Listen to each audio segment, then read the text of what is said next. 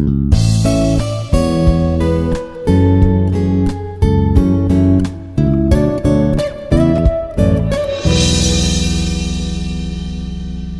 morning everyone.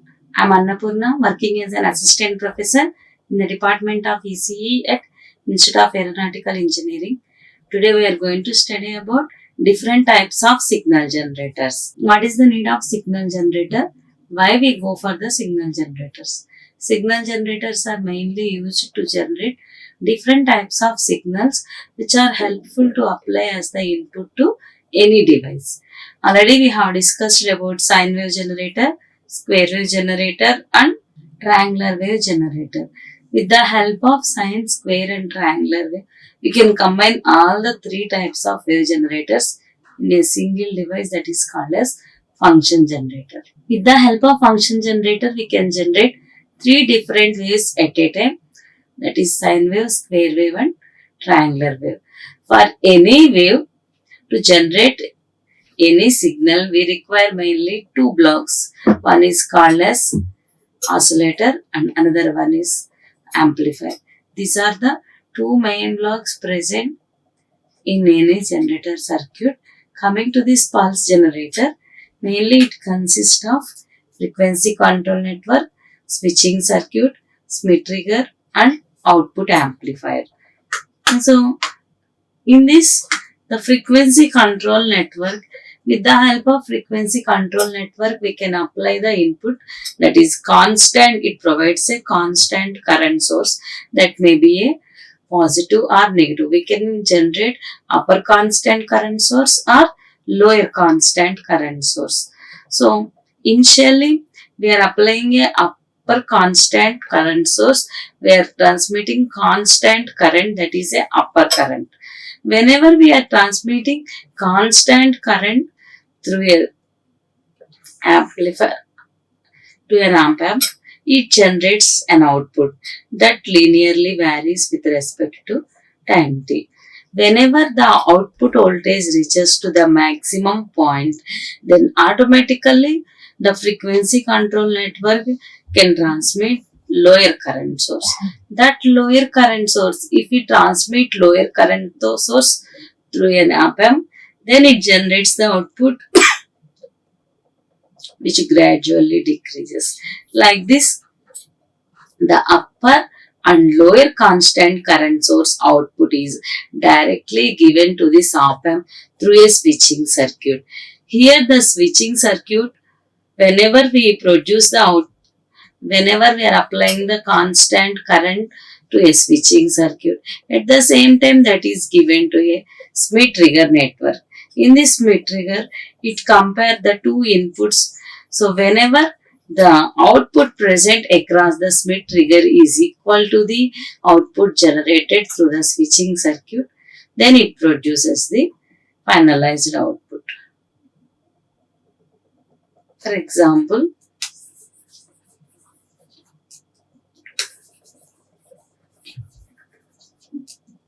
initially, if you are transmitting upper constant current source, when upper current source is transmitting to a switching circuit, we are transmitting a constant current. If you transmit the constant current to a circuit, this op-amp, it generates the output as linear rise in the output voltage. When the linear rise in the output reaches to the maximum point, the same constant current is given to the Smith trigger. Whenever it reaches to the maximum point, with the help of Smith trigger, it switches from upper constant current source to the lower constant current source. So, Smith trigger produces the output voltage as maximum when it reaches the output maximum point. Whenever it reaches to the maximum point, Smith trigger gives the indication to the switching circuit that it has to change the current source position from upper constant current source to the lower constant current source. So now lower constant current is given, that is a constant current but it has lower value, that is given to a op-amp. Then it produces the output voltage as decrement in the output, linear decrement. So whenever there is a change in the current source from upper to lower or lower to upper, automatically the Smith trigger produces the output voltage as either high or low. According to that, the Smith trigger produces the output voltage as high or low. Finally, it generates the pulse signal. If whenever the output reaches to the maximum point, while we are producing the constant current of upper constant current source, then whenever it reaches to the maximum point, Smith trigger changes, give the indication to change the constant current source from upper to lower. At that time, it produces the output as positive. Similarly, when it shifts from lower to higher, again with the help of position, when the output reaches to the lower point, Smith trigger produces the output voltage as low. Like this, the Smith trigger produces the output as high and low. Finally, it gives the output as a pulse. In this way, it generates the pulse signal.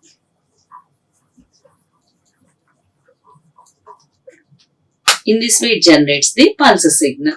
In this pulse signal, initially the direct output through the amplifier is obtained, that is as 600 ohms output, and another condition is the output coming from the Smith trigger is given to 50 ohms output amplifier and trigger output circuit. In the first case, we obtained the direct output. In the second case, the Smith trigger output is given to 50 ohms output amplifier. Here we have amplifier and attenuator stage, both are present. The attenuator will attenuate the unwanted signal. At the same time, it strengthens the input signal to a required level. So finally, we obtain the output across 50 ohms output section also.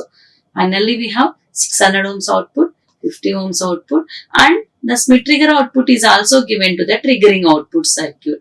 As we know that triggering consists of either positive triggering, or we have two types of triggering, either positive or negative triggering. So the output coming from the Smith trigger is a pulse. The continuation of pulses produces the output of Smith trigger triggering circuit output. So we have a chance of getting three different outputs, like the output, direct output across output amplifier, and after attenuating the input section, we are getting the output as 50 ohms output. And third one is we are getting the output as triggering output circuit. The triggering output means triggering, we have both positive triggering or negative triggering. Depends upon our requirement, we can produce either positive or negative triggering. So to generate these triggering pulses, it is mandatory to get a pulse signal. That pulse signal is obtained from the Smith trigger. In this way, the generated pulses are produced in the output section in three different ways, as 600 ohms, 50 ohms, and finally trigger output. From this pulse generator, we observe that whenever the upper current source or lower current source, whenever it reaches to its maximum point, the Smith trigger produces the output. Smith trigger gives the indication to change the current source from upper to lower or lower to upper. Thereby, the Smith trigger gives the indication that output voltage is high or low. In this way, we get the output across the Smith trigger. That is the pulse output. Next, AF sine wave generator. As we know that we have high frequency signals and low frequency signals. The low frequency signals means here we have AF sine waves. So these AF sine waves can be generated with the help of Wien bridge oscillator. So as we know that any bridge circuit, it consists of, any bridge circuit is mainly used to generate the sinusoidal signals or different types of signals. Here we are using Wien bridge oscillator. As we know that any oscillator generates the signals. So here we are using Wien bridge oscillator. In Wien bridge oscillator, by varying inductance or capacitance, we can get the output. So if you vary if the inductance and If the inductance and capacitance values are as high as possible, then it generates the output signal having the lower frequency. If the Wien bridge oscillator tuned circuit consists of inductance and capacitance, as much as the inductance and capacitance values increases, the obtained frequency of oscillations will be decreases. Similarly, if you decrease the inductance and capacitance along with this, the operating frequency or the frequency of oscillations increases. Thereby, by choosing a particular inductance and capacitance values, the Wien bridge oscillator will generate a sinusoidal signal. This sinusoidal signal is given to the sine wave amplifier as by changing either inductance and capacitance, we are producing a low frequency sinusoidal signal across the Wien bridge oscillator. Now, initially, the sine wave, the output coming from the Wien bridge is connected to sine wave amplifier. As the bridge output is connected to Wien bridge output is connected to sine wave amplifier, the input sinusoidal signal is given to sine wave amplifier. As it is amplifier, it strengthens the input signal so that the input signal is strengthened, and more strengthened output will be obtained across the amplifier section, and then that is given to attenuator. In this attenuator section, it reduces the noise or whatever the unwanted signals present. Those unwanted signals are also eliminated with the help of attenuator circuit, and finally sine wave output will be obtained from the one of the output of sine wave generator.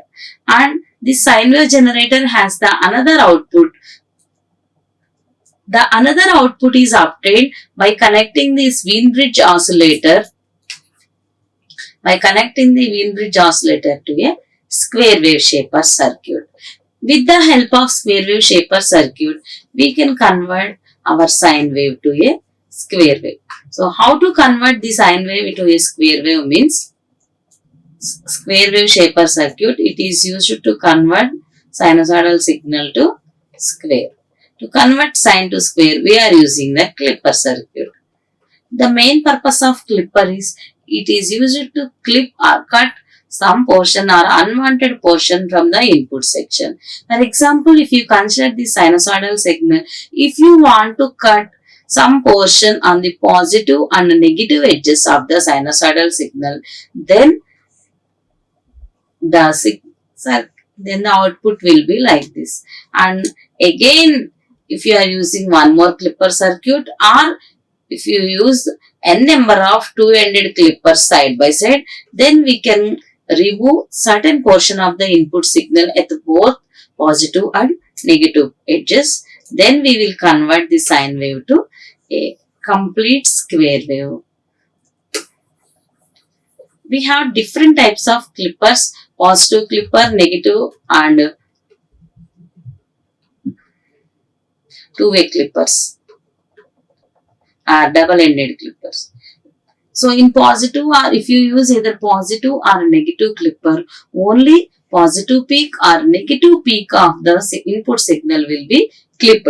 But if you want both positive peak and negative peak of the input signal has to be clipped, we are using double clipper, two-way clipper. So with the help of this clipper, we can clip or we can cut unwanted portions present in both positive and negative edges of the sinusoidal signal or input signal. Then this sine wave is converted into a square wave. After getting the sine wave into a square wave, again the input is given to square wave amplifier. As we know that amplifier is mainly used to strengthen the input signal.